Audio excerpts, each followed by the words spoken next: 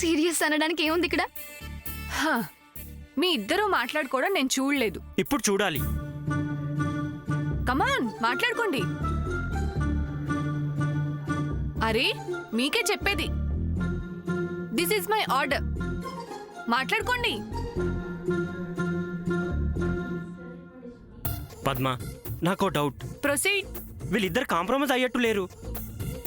సూర్య, అసలు ఏం జరిగిందో చెప్పు. కాస్త టైం పడుతుందక్క. ఎందుకని? అగ్ని పర్వతం అంత తేలిగ్గా కూలవుతుందా?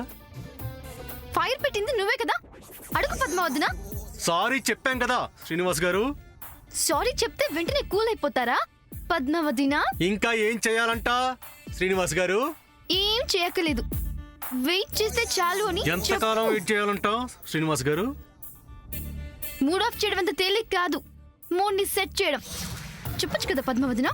ఒక స్ట్రాంగ్ కాఫీ పెడితే సరిపోతుందా శ్రీనివాస్ గారు? ముందు కాఫీ చేయడం నేర్చుకోవాలని చెప్పు పద్మావతినా.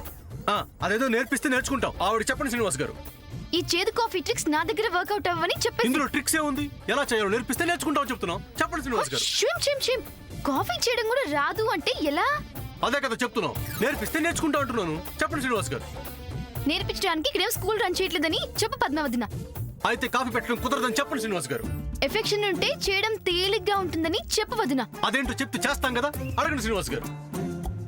షాప్ కి వెళ్ళి గిఫ్ట్ కొనడం కాదు, ఆ గిఫ్ట్ చేతికి ఇవ్వాలని చెప్పు వదినా. కోతి కొబ్బరికాయ ఇస్తే ఎలా కొట్టుకుని తినాలో తెలియక తెగమక పడిందట. అలాగే కొంతమంది గిఫ్ట్స్ ఇస్తే మాత్రం ఎలా లాభం? ఎలా యూజ్ చేసుకోవాలో తెలియనప్పుడు సపోజ్ శారీ ఇచ్చామనుకో, అది కట్టుకోవడం తెలియాలి కదా. డోర్ కట్టెల్లా కట్టేస్తే అడగండి శ్రీనివాస్ గారు. This is too much. Gifts ఇవ్వకుండానే దాన్ని ఎలా యూజ్ చేస్తారో తెలియదని జడ్జిమెంట్ ఇస్తే ఎలా ముందు పద్మావతినా? హ్యాండిల్ చేయడం ఎలాగో నేర్చుకోవాలి కదా శ్రీనివాస్ గారు. హ్యాండ్స్ లో పెడితే మేమే చూసుకుంటామని చెప్పు వదినా. First of all gifts value తెలియాలి కదా శ్రీనివాస్ గారు. పద్మావతినా, what is this? Srinivas garu ఏంటండి ఇది? No, I don't like this. నేను వెళ్తున్నాను పద్మావతినా.